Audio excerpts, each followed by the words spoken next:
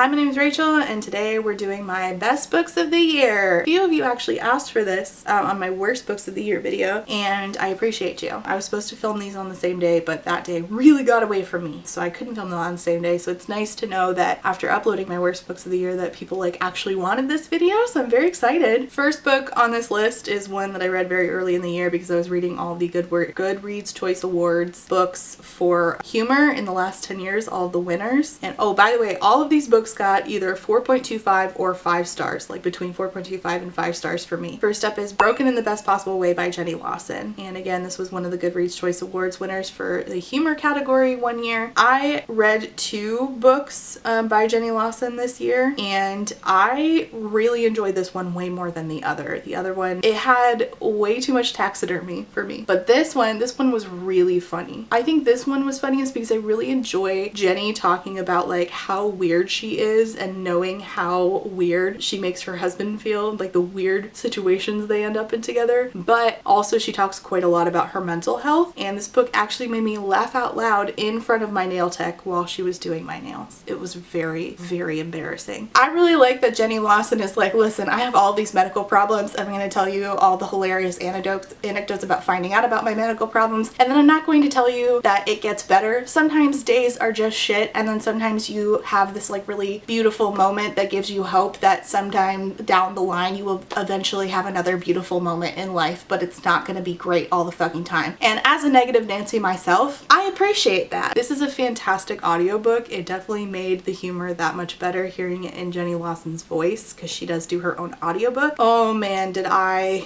laugh. I laughed and I laughed and I laughed. Jenny Lawson is a blogger. She talks about her life. She's very funny. She has health issues. She's a mom. She grew up very, very poor, and she just has this way of talking about herself and her experiences that is so funny without even trying, that I just deeply appreciate, and I couldn't help but give this 5 stars. The next one is also same thing that happened, is that I read it for the Goodreads Choice Awards humor category, and it was Hyperbole and a Half by Ali Brosh. This is sort of like a graphic novel, except it's this. If you've ever seen these comics on the internet, this is Ali Brosh's stuff. I laughed so hard, I almost peed my pants. And so she's talking about the time where she as a kid accidentally ate hot sauce, and her parents were like, oh, you like hot sauce? She was like, yeah, I guess. And then her parents brought their friend over, and he challenged her to see who could eat more hot sauce, and she ate more habanero hot sauce than this grown man. And then she was so desperate for her parents' approval that she just kept pretending to fucking love hot sauce. And I was like, oh my god, this is so relatable, because that's me. That's me. Except it wasn't hot sauce, it was spirituality. The Jesus was my hot sauce. The part where she was talking about the time that a goose was in their house and it was out to get them, and it was hiding, and they were hiding. They were like, we're just gonna have to give the goose the whole house, and they could see it like behind this like curtain that it was in the kitchen, and they were like watching the shadow of the goose walk across. It's just like stories about Ali Brosh's experiences, which that shit's funny. Like just weird experiences you've had in your life are probably the funniest things. Although I talked more in depth about like what's funny and what's not in that video, because there were some books that I made a list, and the list was like, it's not funny to make fun of people for their race or disability, and it's not funny to just be a celebrity. What's funny is like kids, pets. And Ali Brosh also talks a lot about their dog, who is extremely anxious and is drawn in just the most, like, I had a dog that was very much like this dog, just an anxious weirdo, and I just laughed nonstop this entire book. I cannot thank Ali Brosh enough for her service in making me laugh hysterically. The next one is not nonfiction comedy, it is fiction, and it is The Wickwire Watch by Jacqueline Hagan. The other two, I was doing a project with other booktubers, which that all these videos, if I've done videos on these, they'll be linked below. I've done videos for quite a bit of these, but this one is linked below. I want to make sure I like disclaim, because I just want to like make sure I'm doing that, but I was commissioned to read this, but again, it never affects how I feel about the book. I'm always honest in my reviews. This, honest to God, is still one of my favorite books that I read in this past year. This is a book about a kid named Inkwell Featherfield, and Inkwell Featherfield is an orphan who is, I call him a slightly less jaded Kaz Brecker and younger. He's just trying to do what's best for Inkwell Featherfield, and he he gets caught up in some shenanigans because the specter, kind of like a ghost monster, is after him, and this journalist guy tries to help him, but then Inkwell gets snatched by these people and taken to where they live, and they are sort of living in hiding and on the outskirts of society, but I can't tell you how because that kind of ruins the surprise. It's so fun. And he's trying to leave, but at the same time, like, the specter's after him, and there's airships, and it's like Howl's Moving Castle a little bit, and it's just a really fucking good time. And there's a magical pocket watch, and it's really the story of like him learning that he can't trust anybody, but also nobody can trust him, and he's like trying to figure out, like, he's just trying to do what's best for Inkwell, but he's also learning like people are not what they seem and what you've been told about them, and it's just so fun. It was so fucking fun. And he like has this little found family amongst the colonists, but like, are they all good, or do they have like some bad tendencies? Like, and everything is very gray. There is no like, these are the good people and these are the bad people. And it was just very fun. It like had all of the fun of middle grade, but all of the like the good exploration of theme of adult. So I don't even know what age group this is for. Anybody could read it, in my opinion. Wait, maybe not middle grade. In the end, Inkwell has to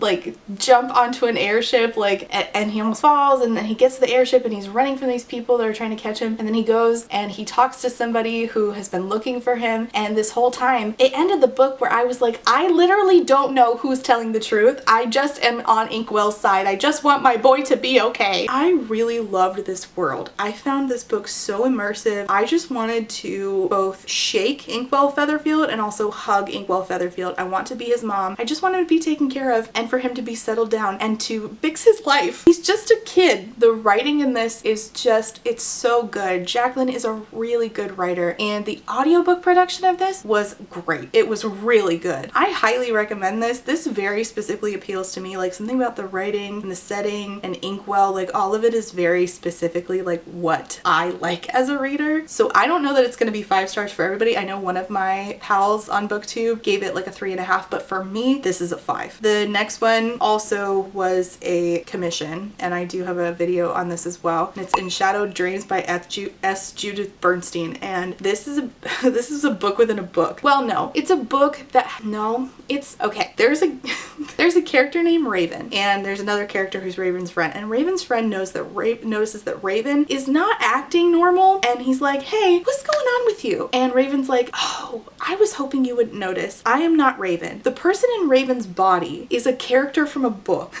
And it turns out that this has happened, where a couple characters from books have come to life, and one of them is living in Raven's body, and Raven has chronic migraines. This is not a very long book, but my god, did I want to wrap myself in it. It's genius. It is 2 characters inside one character's body, and made it so that I distinctly knew who was who, even though they are sharing a body. Talent. Also, the switching back and forth and POV and time jumps were done so well. I was never confused. How did that get done so well here in such a short amount of time? How? Talent. That's how. Because we switched from Alex telling his friend what happened to Raven to Alex experiencing what happened to his friend Raven to present day with the person inside of Raven's body and Alex going to talk to them. So good, because we switched POV from like Alex is experiencing the story to Alex is telling the story, and then we also experienced time jumps. All of it done so well, and it lent itself to making the book better and richer. Talent. Absolute talent. Blown away. Chronic migraine rep is kind of my shit, and stories within stories, or like storybook characters coming to life, is also my shit. And then there's also like very strong relationships between Raven and her friend, and I just really loved it. Also, you always will get me by saying chronic migraine rep. That is something I love. It's not very long, but it's very good, and it really is the best chronic migraine rep that I have seen. Honest to God. Next was The Only Good Indians by Stephen Graham Jones. Just absolutely immaculate horror writing. This was commissioned but not by the author. I was asked to read this by a patron, and my god, I'm so glad I did. I originally started this book years ago, and I had to put it down because the gore was getting to me at the time. I sometimes have to come back if the gore's too much. If you cannot handle harm to to animals, specifically dogs, do not read this. So I had to come back to it, but I'm very glad that I did. The writing itself is so haunting, and then out of nowhere, it has like monotone humor to it that I love. Obviously, I love that. Have you met my husband? He's like monotone humor embodied. This is about a group of friends who are, they are native, they're Blackfoot, and they went hunting, and they went on hunting grounds that they were not supposed to be on, that was reserved for elders, and they shot and killed some elk that they should not have, and then they are being haunted and hunted years later. This book does a lot of things that are common in like traditional horror thrillers, like having like a final girl and having like super deeply gory scenes and like the revenge killer, like a killer coming back on the anniversary of a death to come haunt you. But what stands in contrast from other pieces of media here is simply Jones' writing in and of itself is so brilliant. The social commentary that he's making is so well done. The way that this is written, it really makes you, more so than normal horror novels, makes you feel like you need to constantly like glance over your shoulder and check that nothing is behind you. And that's not just a credit to what is in the book, like what is happening, but how he turns every phrase, how he commands language in the book. It's brilliant. It is gory. It is very good. It is a very good horror book. If you like being unsettled, and if you like a little bit of dry humor in your horror, and if you're okay with gore and harm to animals. I mean, not if you're okay, but if you can stomach it, not if you're okay with it, just being clear. Highly recommend. 5 stars, out of this world writing. Like truly immaculate writing. Next was Assassination Classroom by Yusei Matsui. Oh my god. This is so good. I do have a video on this. I read it because stupid, dumb bitches in my fucking county, fuck you, Julie and Kelly, they want this banned because they looked at page 1 of it and said, oh, guns in school, even though these are literally BB guns being shot at a fucking octopus that is trying to destroy the world. Yes, I'm sure that has a direct causal link between that scene and gun issues in school. I'm so sure about that. I'm sure. Totally sure. I decided to read it for myself because I, unlike moms for liberty, moms like Julie and Kelly, in my understanding and estimation of them, actually value full context of literature and execution of literary theme and authorial intent and media literacy as a whole. But Julie retweets things like this. Days after the Nashville tragedy, a Florida parent discovered a graphic novel series depicting heroic misfit students shooting their teacher. There are dozens of copies in Hillsborough School middle schools. Why do librarians think this is appropriate for 11-year-olds? First of all, I just want to point out that once again, fascists and fundies are so fucking predictable because they don't say jack shit about gun violence until a trans man does gun violence. Like, so fucking predictable that Deconstruction Girl long ago made a tweet about this. Pastors describing how we have to fight the LGBTQIA+ agenda because it will destroy our children. 2 hours, 45 minutes, 23 seconds. Pastors speaking out against gun violence that's actually killing our children. 14 seconds. Yeah, that's you guys. You literally did it. You did the thing. That's how predictable you are. That's so pathetic. Imagine being so goddamn predictable and obvious in your selective outrage. Could not be me. Time after time, cis men shoot up schools and it's crickets. Nothing.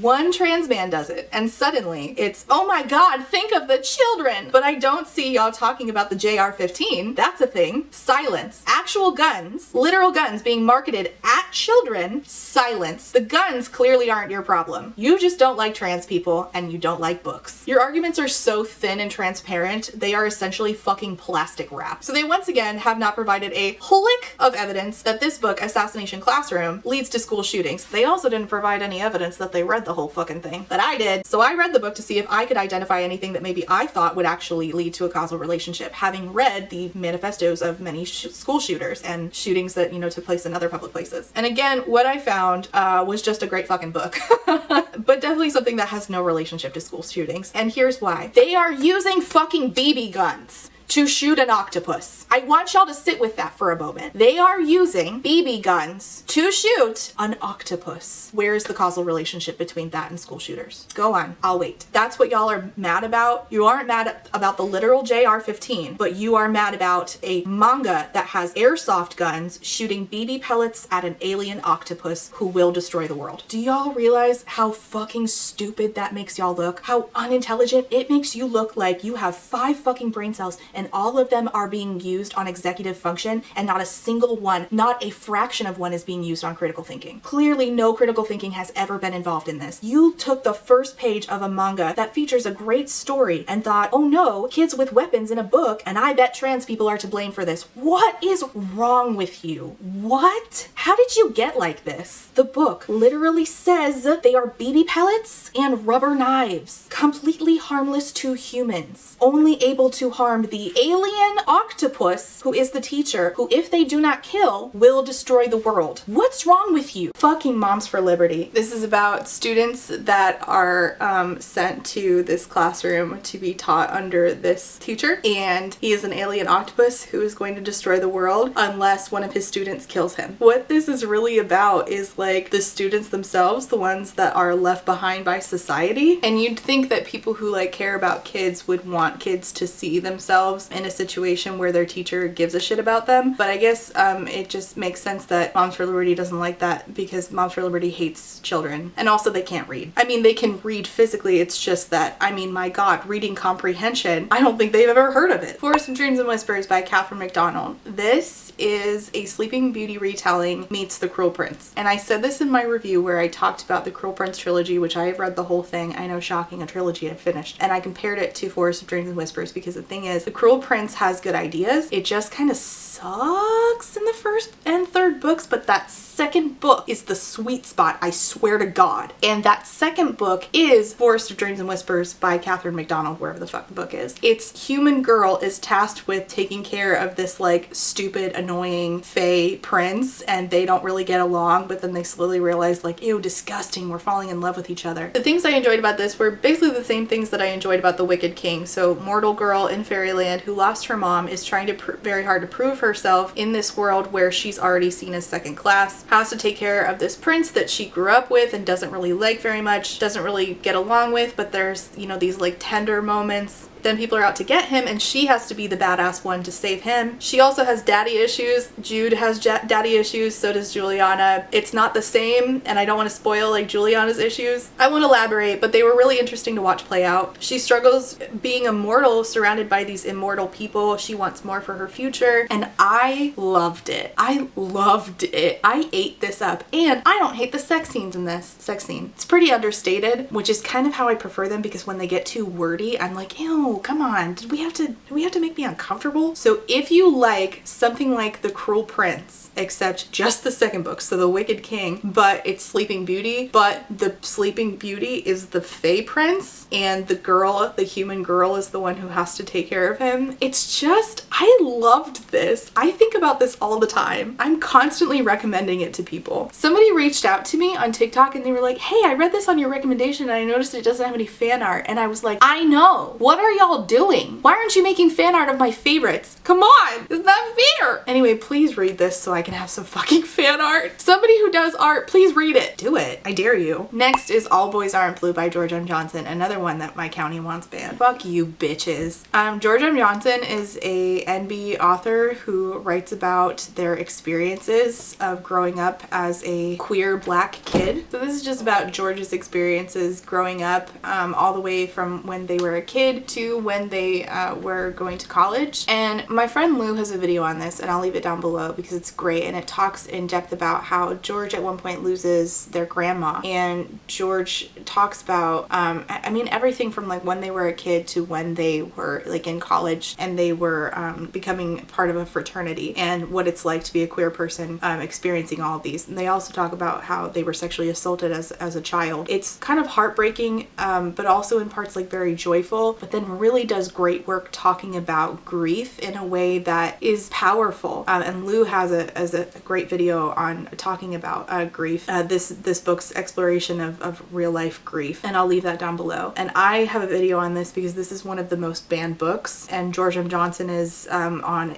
a very, very short list of a new series I started doing this year called Authors Behaving Excellently, which I'm planning to do more of this year in 2024. George M. Johnson has taken on this conversation conversation about their book where it's being banned left and right, and they're talking about this in ways that I'm just like really heartened to see. And they also joined with a publisher to bring a lawsuit against certain school districts in Florida for doing book banning, which again is very heartening for me to see. And I'm just very encouraged by what George M. Johnson is doing, and I just really appreciate them as an author, as a person, as a queer person, being so honest and so vulnerable in the way that they are writing. I mean, it's just so important, the work that they're doing in their writing. Family is really like the center of this. It's the core of what this book is about family and familial expectations and gender roles that are within your family and taught by your family being affirming, loss of family members. All of this is discussed within the book. Also talking about brotherhood outside of family. So in the fraternity, Johnson attended a HBCU in which they joined a fraternity called Alpha Phi Alpha. I wasn't expecting to be so moved by the fraternity parts of this book the first time I read it because of the stigma surrounding fraternities. I really don't know much about them. I also did not attend college, so I was really impressed and moved by that. This was actually a reread for me because I originally read this back in 2020 and I reread it this year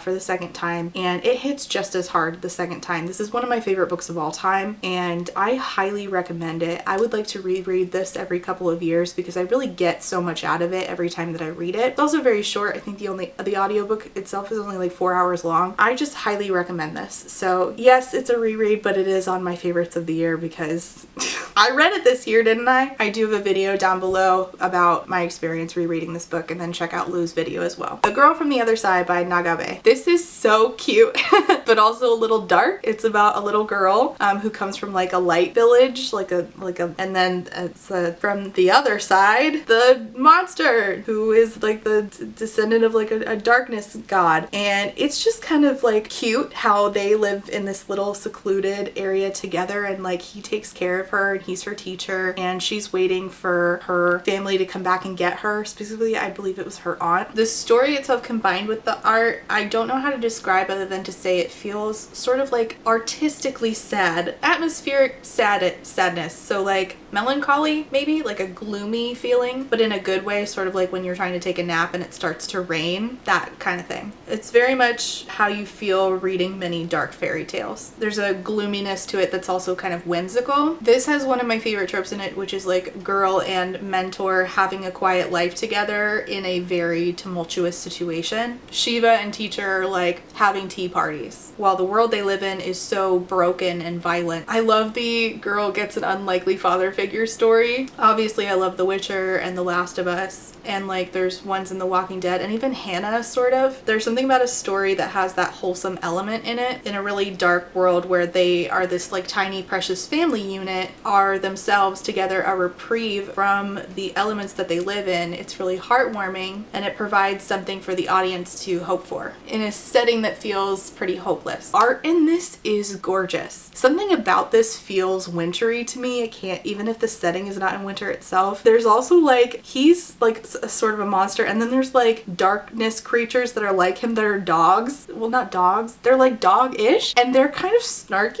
and they're very cute and funny. And they're the two groups that they come from, where like she's like, you know, light and he is darkness. They are not supposed to touch, and if, you know, they touch, then she will turn into one of him. And like their, you know, clans, they're not supposed to clash. It's just very sweet, and it's almost chilling in a way. You're not really sure what's going on in volume 1, but my god, is it a great experience. I mean, and the art is so stunning. It's so stunning. What a great experience. What an awesome series. I am so excited. I got the rest of the volumes, and I am really excited to continue this. It's a, you know, it's graphic novel. This, I don't know that it would work the same if it was not a graphic novel, because there's something so unique about the experience of watching this, and the visuals really stay with you, and all of it is in black and white, and yet it is so, like, the experience feels colorful, if that makes sense. I just loved it. I just fucking loved it. Next is Counterpart by Ella Pine. I give this 4.2 stars. 2 5 stars. This is one of the most unique premises I've ever come across in a YA fantasy. This book was compulsively readable. The synopsis will really grab you, but then we jump in and it's immediately like we hit the ground running. I didn't feel like there was a lull at any point, which really kept my attention. So this is about, we're in a kingdom and the king has wives and he has mistresses, and he, in order to appease the gods and his own bloodlust, in order to advance his empire, he has a child with his mistress and his wife at the same time, over and over and over. And the wives have what is considered legitimate children, while the mistresses just have a counterpart. And what happens is that when the legitimate children come to a certain age, and they're raised together and they know this is happening, when the legitimate children come to be a certain age, they are supposed to murder in front of their father their counterpart, their sibling, their half sibling. And our main character is like, that's not fucking happening to me. I have watched so many of my siblings die. I'm gonna get the fuck out of here. I am going to get out of here. Now I will say the main character has a drug problem, so I would tread carefully if you cannot deal with drug use and drug addiction. I feel like this did not have any pacing issues, which was great. We hit the ground running. This book was not padded up with unnecessary extra shit. This book did a really good job balancing out parts where there were not action or political intrigue with a really sweet romance that I found really refreshing. So just in general, I feel like the author balanced out all of the things they set out to do really well: romance, plot, stakes, family dynamics, and like a great conversation around agency. And all of these like really complemented each other really well. I felt like they were juggled really carefully, or at least in a way that was very satisfying to me as a reader. I really enjoyed like the layered and complicated sibling relationships here, and also the incredibly complicated relationship between the counterpart children and their mothers, and how they emotionally have to prepare themselves to deal with having a counterpart child. I thought that that was very smartly written and did a good job talking about like the trauma of being a mom in general. I don't know that the prose was like anything special. It was fine to me, but I thought that the way that this was done, the pacing, the uniqueness of it, and the themes, I thought that that was great. I was very, very pleasantly surprised. I hope that the next book is just as good. I still plan to finish this. I think it's a duology and I'm excited about it, but I think that if you just want to read the first one, I think it ends up in a way that you could be satisfied enough. The next 3 books, all of which I'm so mad about this. This is why I put off this video as much as I could. I can't talk about any of these 3 because they are all from Wednesday Books, and we are still on marketing boycott for all of St. Martin's Press and St. Martin's Press imprints, which includes Wednesday Books. Again, I put this video off as long as I could, hoping that they would just meet the very reasonable boycott demands, but no such luck, which is really fucking disappointing. Again, this is a marketing boycott, which means that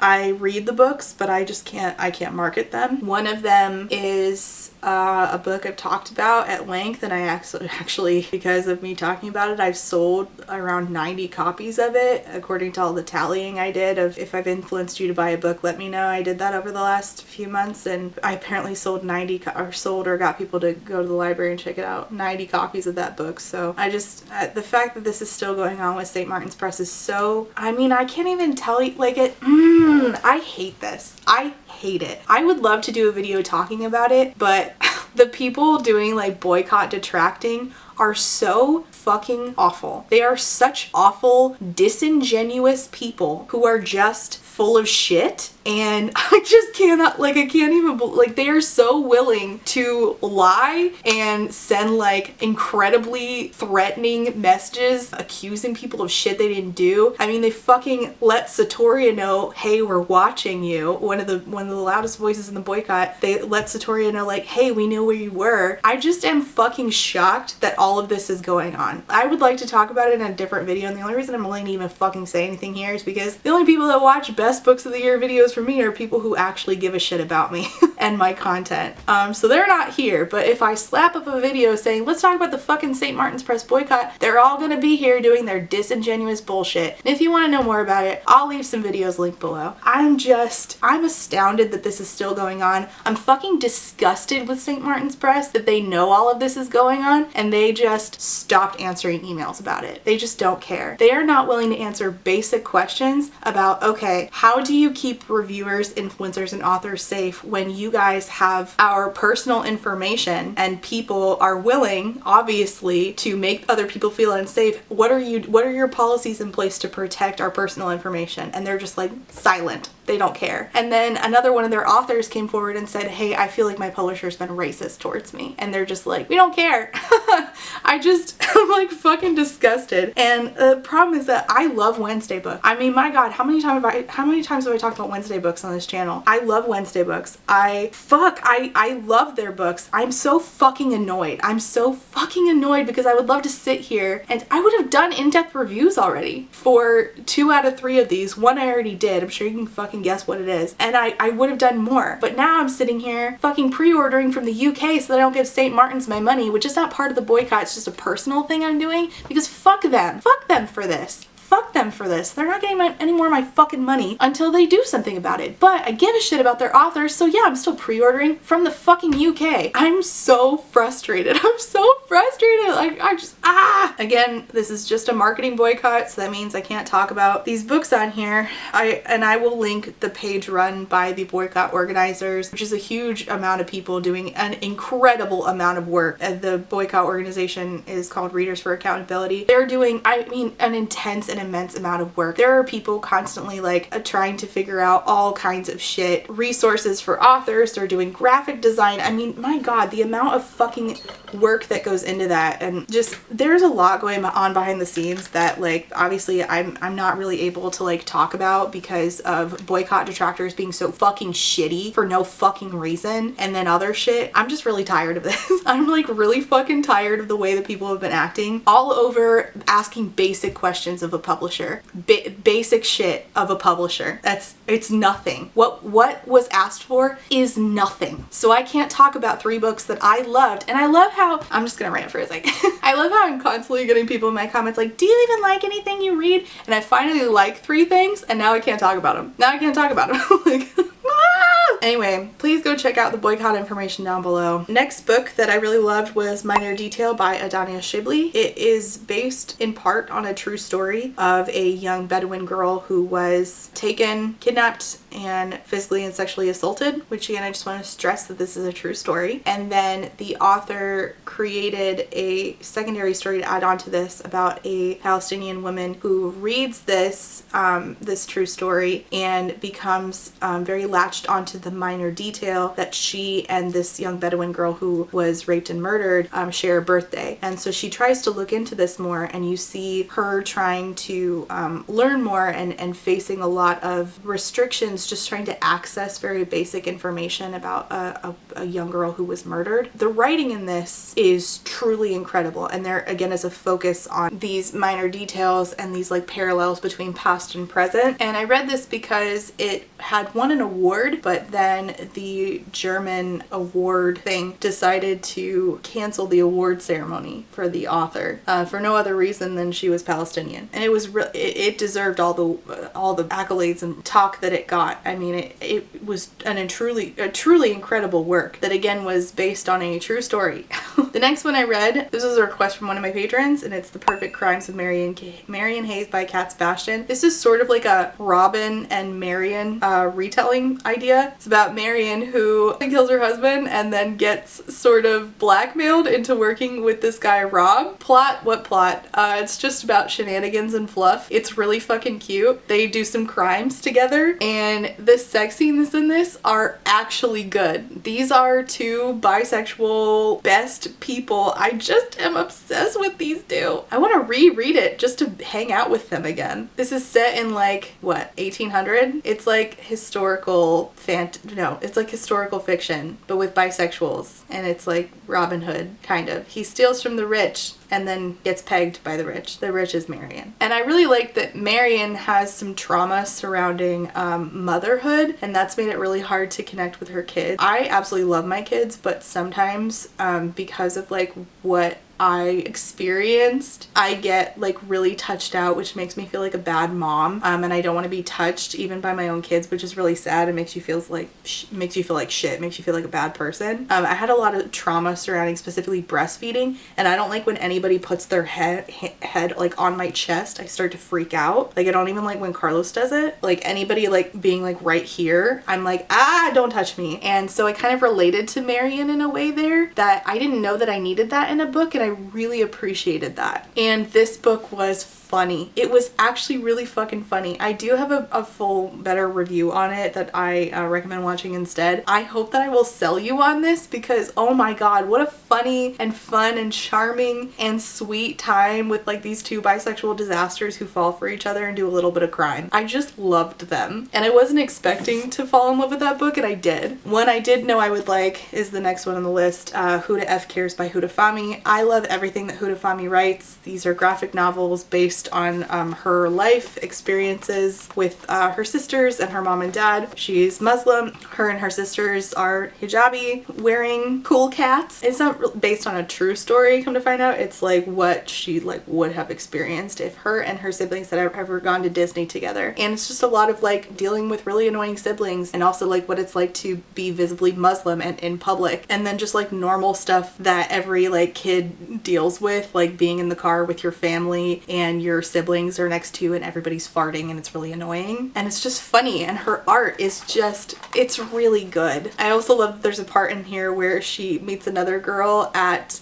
Disney, and the girl is also a reader, and they talk about We Hunt the Flame and how cute Altair, how they think Altair is super cute. But then later, and I thought that this was really important, the girl's friends are pretty mean to her and her sister and rude about her hijab, and she talks to the girl, and the girl's like, I'm really sorry that I didn't stand up for you. And Huda like thinks to herself like, you know, it's okay to forgive, but then like I do deserve better friends than that. I do deserve friends who would stick up for me. I think these are really good books. I think these are really important books, especially for young adults, and especially for like your high school years, learning about friendships and like figuring out sibling dynamics, figuring out, you know, who you are, and figuring out having kind of strict parents. Like these are such a resource. I just absolutely love them. Huda also has another one called That Can Be Arranged, which is the story of how she met her husband, and then other ones of growing up, and then one that I haven't read called Yes, I'm Hot in This. So highly recommend Huda Fahmy's works. Her graphic novels are excellent. Next one is They Called Me a Lioness, A Palestinian Girl's Fight for Freedom by Ahed Tamimi and Dena Takuri. This is the true story of Ahed Tamimi, who is a Palestinian girl who lives in the West Bank. Her and her family, the entire Tamimi family, are freedom fighters. They have all been arrested and treated like absolute dog shit. Ahed Tamimi was arrested as a teenager, as a 16-year-old, and spent quite a lot of time in prison for slapping an Israeli soldier in the face. She was arrested, and then her mom asked, well, what is she being arrested for? And then her mom was also arrested. So they were in prison together. They were in prison for quite some time. And it's her experiences growing up all the way until she got out of prison. This was very eye-opening for me. I cannot recommend this book highly enough. I very, very highly recommend reading this. It made me bawl my eyes out.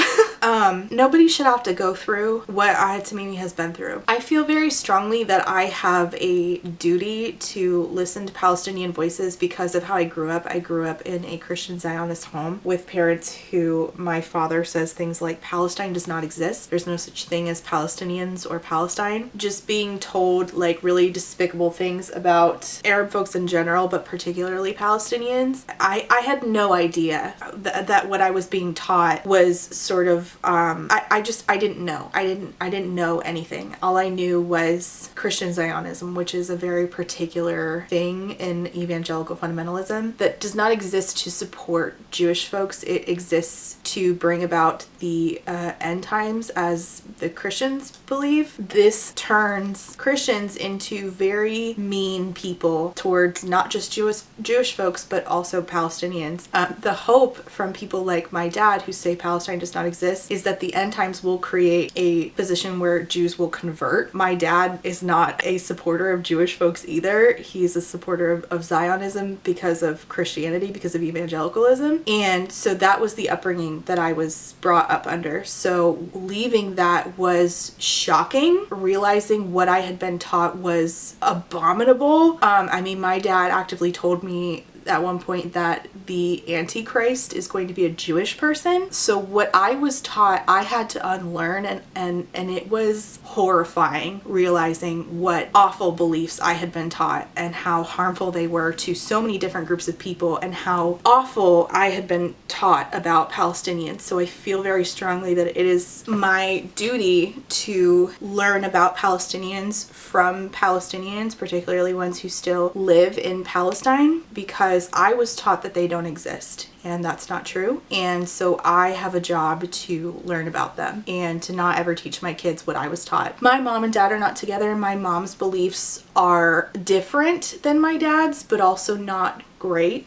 The point is, I was taught a lot of wrong things, and I'm still unpacking them, and I'm trying to do right by all of the people groups that I was taught to not do right by. And if that is also you, I would highly recommend reading this book if you grew up in Christian Zionism, and learn about Palestinians from a Palestinian. Okay, the next one is Your Blood, My Bones by Kelly Andrew. This is gonna get a dedicated review once I stop screaming internally. This is set to release in April. I read an arc of it. This is about 3 characters, Wyatt, Peter, and James. And they were 3 former friends who became very close-ish in kind of a weird way, but in kind of a, like, sometimes we don't like each other, but nobody fuck with them because they're still mine. They become trapped in a decaying farmhouse while a eldritch evil tries to convince them that they should destroy each other. Wyatt, our girl main character, she inherits her dad's house, her dad's farmhouse, where she used to spend time but not live.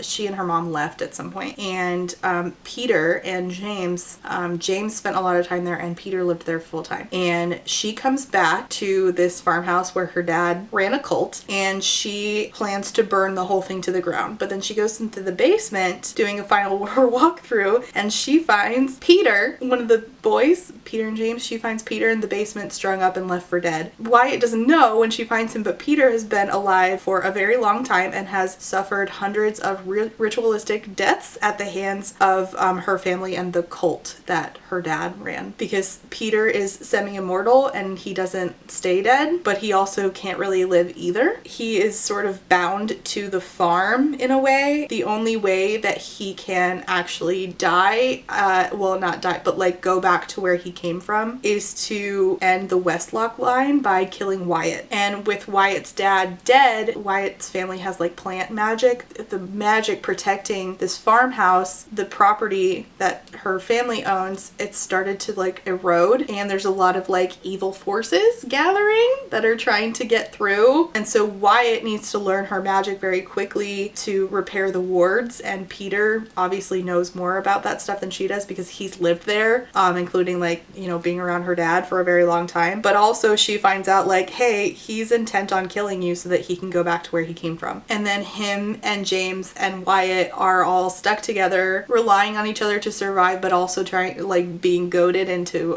killing each other. The writing in this is so good. I really like Kelly Andrews' writing. It really resonates well with me. I didn't love the plot of her first book so much. It was good, but I just didn't feel like it really stuck the landing for me. But this one was perfect for me. I bawled my eyes out at like 2 a.m. over this book. I bawled my eyes out. I told Carlos, this author is so mean. I will never forgive her. I still haven't forgiven her. In the writing in this, there was a line that said, dully she wondered if this was what heartbreak felt like, looking into the eyes of someone she spent her whole life memorizing and finding nothing recognizable left over in their depths.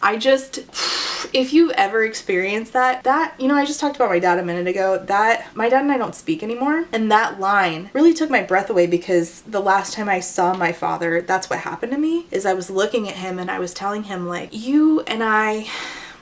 I think you hate me a little bit. I think that you don't care enough about me to ever apologize for all the harm. And he looked at me with like disgust and annoyance and said, apologize for what? And when I read that line, I couldn't help but be reminded of my dad. Wyatt has a lot of trauma because of her dad. Wyatt deals with a lot of, she used to cry a lot as a kid, which is me. And it describes her in the book as a pent up scream in the form of a girl, because she worked very hard hard to try to suppress her emotions and her constant feeling that she needed to cry all the time until she finally lets it go towards the end. This just really resonated with me in particular. I don't think this book is going to work for everybody, but my God, did it hit me in the chest. I mean, when I tell you I bawled my eyes out at the end, I'm not joking. It was disgusting. It was Farrah Abraham level of bawling my eyes out and ugly crying while I'm doing it. If you like horror, including body horror, because there is some body horror in this, if you like bawling your eyes out, if you like things that are doomed to fail, if you like being sad, if you like eldritch horror goading you into killing your friends, you will like this. Thanks a lot, Kelly, you meanie. Oh, I have a copy of this. Okay, the last I'm going to talk about, this is the last book that I finished last year, and it was 5 stars. Well, 4.5. Spin of Fate by A.A. Vora, and the author was nice enough to send me a copy. A really kind note where she said, thank you for being a virtual friend and giving this book a chance. This book is coming out through Penguin in May. I keep saying April, but I'm wrong. It's May. May 2024. I read this arc, and this is just a delight. And I went ahead and emailed the author to make sure I got the names, the pronunciations right. This is Spin of Fate by A.A. Vora. The comp titles are wrong, so ignore them because it says that this is perfect for Ember in the Ashes fans and Avatar fans. And I'm like, Avatar: The Last Airbender? And I'm like, no, it's not. That's a lie. So Penguin, shut the fuck up. Like, can you please like get your comp titles right? The author is correct about the comp titles, but I would also offer my own because she offers her own comp titles. But mine, as a reader who loves the YA sphere, but also watches a little bit of anime because her husband is watching it, not because I really care. But I would comp this as Beasts of Prey meets Naruto. The way that this is described as Aina's world is governed by tyrannic law, a force that segregates people into upper and lower realms. So we have 4 realms. The lowest realm is Narok, and then you have Malin, then you have Mayana, and then you have Paramos, which is at the top, which is like heaven. The book actually comes with really nice maps for all of this, which was really helpful for me because we have very big concepts going on here. The world here is governed by tyrannic law, and this is a force that segregates people into the upper and the lower realm. And the ones on the lower realms are considered very sinful, especially if you live in Nara. And if you commit yourself to kindness and good acts of charity, then your soul will lighten, and you have this thing on your head that you see your soul and it like spins a certain way. And it's said that the people of the lower realms, their soul spins backwards. So if your soul gets fixed by acts of goodness, it will fix itself, and then you'll be granted entrance into the upper realms. One of our main characters, we have 3 main characters. Aina, she lives in Malin with her mother, which is one of the lower realms, and then all of a sudden she sees a flash of white, and then her soul starts to spin the right way, and so she's permitted to go to the upper realms, Malin. So her mom sends her on this, like, I don't know, I just envisioned it like one of those tubes at the banks. She just gets in one of the tubey things and just goes to the better realm, but she doesn't want to ascend. She wants to go back home, but it's really hard to descend. So she's desperate to go back to her mom, who doesn't even want her, who was like, get the fuck out of here, I don't want you anymore, because her mom kind of sucks and she has mommy issues, which is my shit. She tries to like do petty crime to make herself bad and make her soul spin the right way or the wrong way. So in order to get back to where she came from, she joins a rebel group that defies the authorities and tries to bring aid to those living in the lower realms, the bad realms. And alongside Aina are 2 other recruits, Maison, who is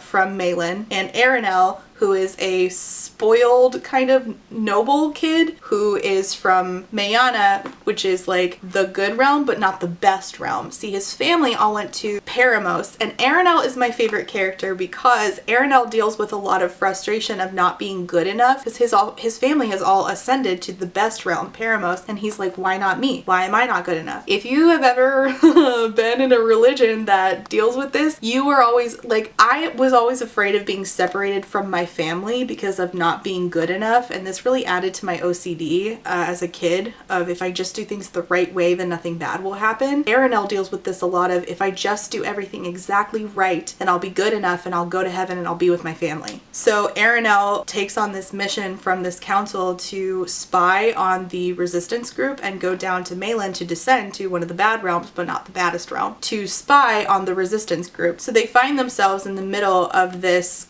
conflict of, on one side, the king of Malin is bent on destroying tyrannic law, which holds everything together, and on the other side, the authorities of the upper realms, they just want to stay in power. And so they're dealing with who's in the right here, which side do I choose, do I stick with my loyalties, and they start to feel some loyalty towards each other, but then they're always forced to choose between things. I think that this is so good. This is so good. It's such good fantasy. It's brilliant. It's got such unique concepts, and I think that the platonic love here that cultivates like that friendship, that platonic love, and that not being able to choose each other because of where we come from between the three main characters is so well done. There's really cool magic in here which has to do with your soul and like which way it spins, and it's so good. It's so unique. If you like Naruto, you should try this. If you like Pokemon, you should try this. If you like Beasts of Prey, you should try this. I just highly recommend that you pre-order this. Please support the shit out of this author. Penguin, I really feel like is not doing enough to promote this. Like, they didn't even really get the comp titles right at all, in my opinion. This has nothing in common with An Ember in the Ashes, and I say that as a fan of An Ember in the Ashes. Those two books have nothing in common with each other, but both are so good. So please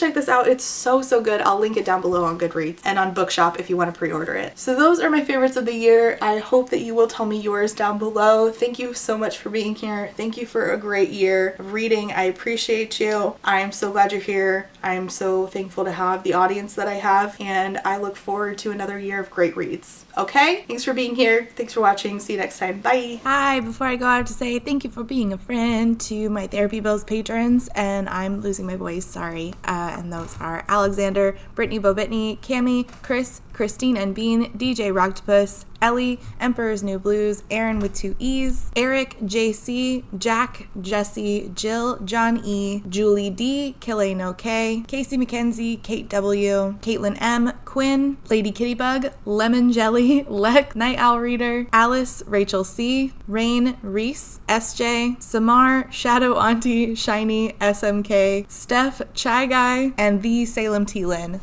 Thank you all so much for being here and being a friend. I appreciate you. And last but not least, I have to say thank you for being a friend to my Potato Starch Marxist patrons, and those are Abby, Alicia, Amanda, Andy, Angelica, Anita, Artie the Ninth, Ashley H, Ava, Ballads and Bookends, Beck, Blake, Lemon Pant, Blythe, Bookish Bats, Bookish Brainrot, Bree, Caitlin, Cardinal Ginger, Carlin, Casper, Catherine, Kathy, Chris, CJ, Clementine, Cole C, Colleen, Corwin, Corey, Darren, Deborah, Dex, Diet Goth, Dorian, Dorothea, Ebby, Ember, Emerald Dodge, Emily A, Emily L, Emma, Aaron, Ezra Moon, Fiona, Hannah C, Harpy Kuro, Haley, Ilianaka, India Inc., JM Tennant, Jay is on Olympus, JT, Jelly V, Jen Michelle, Genderqueer, Jenny G, Jessa Sue, Jillian, Jojo Bookish, Jess Pugsley, Kai, Kat H, Catherine M, Katie, Kayala, Kendra, Kiara, Kyla, Kylie, Laughing Cat Dog, Laura, Lazarus Ray, Library of Scars, Lisa B,